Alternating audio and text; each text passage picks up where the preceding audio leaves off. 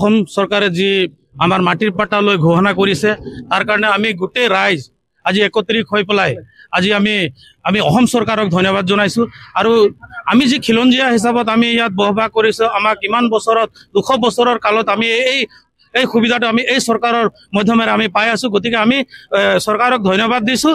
আৰু ইয়াত যোৱাকালি যিটো এছেম্বলিত যিটো অখিল গগৈয়ে কৈছে, সেই অখিল গগৈয়ে যিটো কৈছে সেইটো আমি বিৰোধ নেতা বুলি আমি অসমৰ যিমান বাগান যিমান ৰাইজ আছে আমি 3 লাখ শ্ৰমিকে তাক বিৰোধী নেতা হিচাপত আমি ঘোষণা কৰিছোঁ। আৰু সি কেতিয়াও বাগানত সোমাব নোৱাৰিব আৰু সদায় আমাৰ এই বিৰোধী নেতা হৈ থাকিব। সি এছেম্বলি এৰিব লাগিব।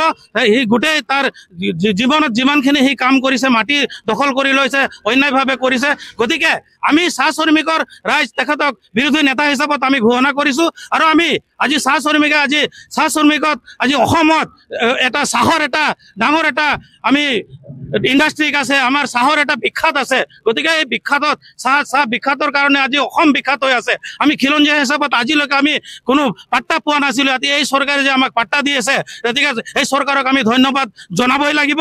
আমি 3 লাখ শ্ৰমিক আজি এই বিজেপি চৰকাৰৰ লগত আছোঁ। আৰু এই বিজেপি চৰকাৰে যদি আমাৰ আগন্তুক আৰু থাকিবলগা কৰিবলগীয়া কাম আছে, 351 টকাৰ হাজিৰা আৰু মাটিৰ পাট্টা আমাৰ এষ্টিকৰণটো দিয়াৰ এটা ব্যৱস্থা কৰক। গতিকে আমি সদায় 100 বছৰলৈকে এই চৰকাৰক আমি ৰাখিম বুলি আমি প্ৰতিশ্ৰুতি দিছোঁ।